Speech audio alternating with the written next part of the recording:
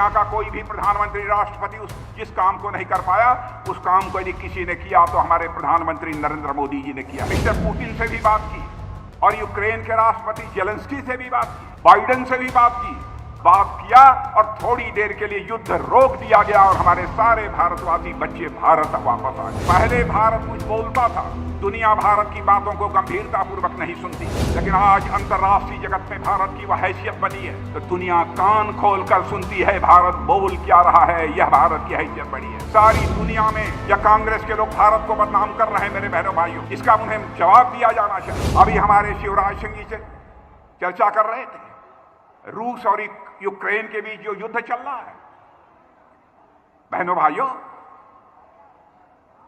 हमारे यूक्रेन में जो भारत के 22,000 से अधिक बच्चे फंसे हुए थे, उनके माता पिता यहां शोर मचा रहे थे कि हमारे बच्चे यूक्रेन में फंसे हैं, कभी भी उनके जान के ऊपर संकट आ सकती है। भारत सरकार को, प्रधानमंत्री मोदी जी को जल्दी से उन्हें बाहर लाना चाहिए। आसान काम नहीं था। दुनिया के कई देशों के बच्चे यूक्रेन में पढ़ रहे थे। रूस भी कोई कमजोर देश नहीं है, रूस के साथ यूक्रेन की लड़ाई चल रही थी। दुनिया का कोई भी प्रधानमंत्री राष्ट्रपति जिस काम को नहीं कर पाया उस काम को यदि किसी ने किया तो हमारे प्रधानमंत्री नरेंद्र मोदी जी ने किया है। बहनों भाई, आप ये कहेंगे कि मोदी जी ने कौन सा करिश्मा कर दिया। उन्होंने रूस के राष्ट्रपति मिस्टर पुतिन से भी बात की और यूक्रेन के राष्ट्रपति जेलेंस्की से भी बात की और अमेरिका के राष्ट्रपति बाइडेन से भी बात की। तीनों से बात किया और दुनिया का कोई नेता नहीं कर सकता था। बात किया और थोड़ी देर के लिए युद्ध रोक दिया गया और हमारे सारे भारतवासी बच्चे भारत वापस आ गए। यह है भारत। दुनिया में भारत की हैसियत बढ़ी है। दुनिया की नजरों में अब हमारा भारत यह कमजोर भारत नहीं रहा है।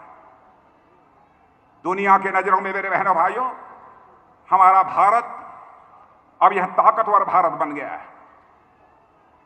ऐसा नहीं है कि जो चाहे भारत को आंख दिखाकर निकल जाए, लेकिन हमारे कांग्रेस के नेता लोग भारतीय जनता पार्टी को बदनाम करें, हमें कोई आपत्ति नहीं है, लेकिन हमारे भारत के सेना के जवानों के शौर्य और पराक्रम पर भी वह सवालिया निशान लगाने की जरूरत करते हैं।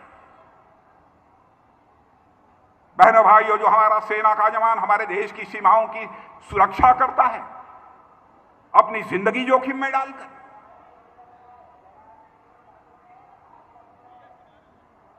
क्या क्या बातें कांग्रेस के नेताओं ने की हैं। और एक नेता जो इसमें भारत जोड़ो यात्रा पर निकले हुए हैं, बहनों, जैसे पता नहीं क्या हो गया उनको। देश का रक्षा मंत्री होने के नाते मैं खुलकर नहीं बतलाऊंगा, लेकिन मैं साफ कर देना चाहता हूं बहनों भाइयों, जो भी इस बार युद्ध हुआ है चाहे भारत चीन के साथ, उसमें जिस शौर्य पराक्रम का परिचय हमारी सेना के जवानों ने दिया है, बहनों भाइयों, यदि मैं उसकी चर्चा किसी के सामने में कर दूं, सबका सीना चौड़ा हो जाएगा हर भारतीय का। बहनों भाइयों, वह करिश्माई काम किया है। और मैं आपसे भी अनुरोध करना चाहूंगा, एक बार हाथ उठाकर तालियां बजाकर भारत के सेना के जवानों की हौसला अफजाई की जानी चाहिए, उनका स्वागत किया जाना चाहिए। भारत अब पहले जैसा भारत नहीं रहा है, जो चाहे वह आंख दिखाकर निकल जाए, वैसा भारत नहीं है।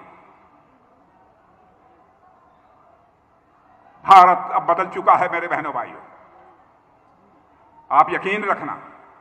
और अब तक जिस शौर्य पराक्रम का परिचय हमारे जवानों ने दिया है, अद्भुत है, लेकिन बार बार उस सेना के बारे में इधर उधर की बातें की जाती हैं। मेरी समझ में नहीं आता क्या हो गया है इन लोगों को। अंतर्राष्ट्रीय जगत में, सारी दुनिया में भारत का कद ऊंचा हुआ है मेरे बहनों भाइयों। अंतर्राष्ट्रीय जगत में भारत की प्रतिष्ठा बढ़ी है। आप यहां के लोग भी यदि दुनिया के दूसरे देशों में रहते होंगे, आप उनसे पूछिए कि देश के रक्षा मंत्री राजनाथ सिंह आए थे, बोल कर गए हैं, क्या यह सच है कि नहीं है। पहले भारत कुछ बोलता था तो दुनिया भारत की बातों को गंभीरतापूर्वक नहीं सुनती थी, अब भारत बोल रहा है कमजोर देश है, जो सुनना चाहिए उसको भी लोग अनसुना कर देते थे। लेकिन आज अंतर्राष्ट्रीय जगत में भारत की वह हैसियत बनी है कि अंतर्राष्ट्रीय मंचों पर यदि कुछ भारत बोलता है मेरे बहने भाइयों, तो दुनिया कान खोलकर सुनती है भारत बोल क्या रहा है। यह भारत की हैसियत बड़ी है।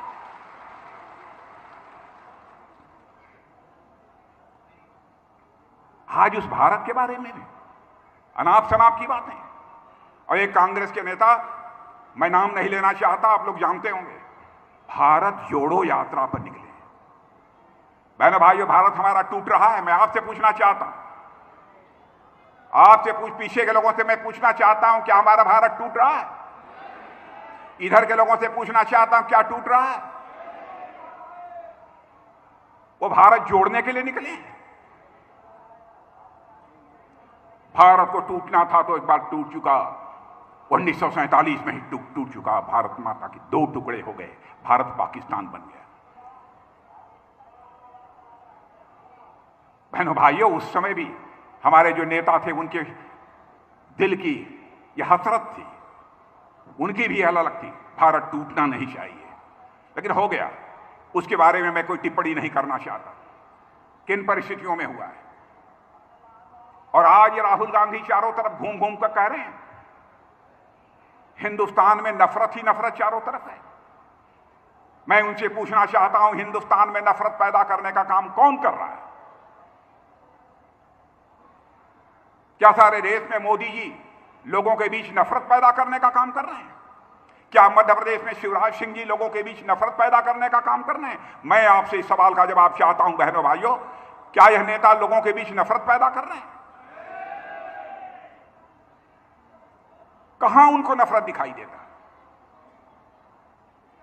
सारी दुनिया में या कांग्रेस के लोग भारत को बदनाम कर रहे हैं मेरे बहनों भाइयों, इसका उन्हें जवाब दिया जाना चाहिए। सारी दुनिया में भारत की छवि खराब करने की कोशिश कर रहे हैं कि भारत में नफरत ही नफरत है। जिस भारत की इज्जत सारी दुनिया में बड़ी है, जिस भारत ने, और दुनिया का इकलौता देश हमारा यह भारत है बहनों भाइयों, कि भारत की सीमा में रहने वाले लोगों को ही अपने परिवार का सदस्य नहीं माना है, बल्कि पूरे विश्व की धरा पर रहने वाले लोगों को अपने परिवार का सदस्य मानते हुए वसुधैव कुटुंबकम का संदेश सारे विश्व को, यदि दुनिया को कहीं से गया है तो केवल और केवल हमारे और आपके देश भारत की धरती से गया है मेरे बहनों भाई। और उस भारत को बदनाम किया जा रहा है कि भारत में नफरत ही नफरत है। राहुल जी, आपको हो क्या गया है? मोदी जी नफरत पैदा कर रहे हैं। नफरत पैदा करके आप पुनः सत्ता हासिल करना चाहते हैं। नफरत पैदा करके सत्ता नहीं हासिल की जा सकती है। यदि सत्ता हासिल की जा सकती है तो बहनों भाइयों, जनता का विश्वास प्राप्त करके, जनता की मोहब्बत हासिल करके ही प्राप्त की जा सकती है। जैसे हमारे शिवराज सिंह जी यहां मध्य प्रदेश में कर रहे हैं। इधर उधर की बातें जो मन आता है वह बोलते रहते हैं। बहनों भाइयों, हमारे भारत ने कभी भी जाति, पंथ, मजहब इस आधार पर कभी भेदभाव नहीं किया। जो भी भारत माता की कोख से पैदा हुआ है सभी भाई भाई हैं। भारत को जो आजादी हासिल हुई है उसमें अपना बलिदान देने का काम हर धर्म के लोगों ने किया है। चाहे वह चंद्रशेखर आजाद, सरदार भगत सिंह हो, चाहे खुदीराम बोस हो, चाहे अशफाक उल्लाह खां हो। क्या दीवानगी थी। 26 साल की जवानी चंद्रशेखर आजाद इलाहाबाद के कंपनी गार्डन में अपने रिवाल्वर की गोलियों से अंग्रेज दुश्मनों को भूनते भूनते जब रिवाल्वर में अंतिम गोली शेष बची तो उन्हें इस बात की चिंता सताने लगी कि कहीं विदेशियों की रिवाल्वर की विदेशी गोली हमारे जिस्म में प्रवेश कर हमारे जिस्म को नापाक न कर दे। इसलिए चंद्रशेखर आजाद ने अपने ही रिवाल्वर की अंतिम गोली अपने सीने में दाग लेने का काम किया था, तब जाकर यह भारत आजाद हुआ है। वहीं हम अशफाक उल्लाह खां को भी नहीं भूल सकते। 21 साल की जवानी थी, मां कहती थी बेटा अशफाक उल्लाह शादी कर ले, बहू ला, मैं बूढ़ी हो गई हूं, मेरी देखभाल करेगी, मेरी परवरिश करेगी। लेकिन अशफाकुल्लाह के दिल में तो आजादी हासिल करने की दीवानगी थी। मुस्कुरा कर वह अपनी मां के आग्रह को टाल देता। जब अंग्रेजों की हत्या करने के मामले में अशफाकुल्लाह को फांसी की सजा हो गई, फांसी के तख्त पर ले जाया गया, तो मजिस्ट्रेट ने पूछा, बोलो अशफाकुल्लाह, तुम्हारी अंतिम मुराद क्या है, ताकि तुम्हारी अंतिम मुराद का संदेश मैं तुम्हारी मां तक पहुंचा दूं। अशफाकुल्लाह खान ने कहा, ऐ मजिस्ट्रेट, जाकर मेरी मां तक संदेश पहुंचा दे कि तुम्हारा बेटा अशफाकुल्लाह आज फांसी के तख्त पर खड़े होकर अपनी शादी रचाने जा रहा है, अपनी निकाह करने जा रहा है। मजिस्ट्रेट ने पूछा, क्या अशफाकुल्लाह तुम पागल हो गए हो? कहां है वह लड़की जिस लड़की के साथ फांसी के तख्त पर खड़े होकर तुम शादी रचाने जा रहे हो? बहादुर अशफाकुल्लाह खान ने कहा था, मेरे बहनों भाइयों, क्या मजिस्ट्रेट, पागल मैं नहीं हो गया हूं, अंधे तुम हो गए हो। क्या तुझे दिखाई नहीं देता है? मेरी आंखों के सामने यह जो फांसी का फंदा है, यही वह हमारी महबूबा है जिसे आज मैं अपने गले से लगाने जा रहा हूं, जिसके साथ मैं शादी रचाने जा रहा हूं। मैं राहुल जी विनम्रतापूर्वक कहना चाहता हूं, नफरत की बात करके हिंदुस्तान की छवि को दुनिया में खराब मत करिए। आप नफरत करके नफरत पैदा कर रहे हैं। आप दुनिया के लोगों के बीच जाकर, आप भारत के लोगों के बीच जाकर मोदी जी के प्रति नफरत पैदा करते हैं, भारतीय जनता पार्टी के प्रति नफरत पैदा करते हैं। किसके प्रति नफरत पैदा करते हैं? देश इस सवाल का जवाब चाहता है।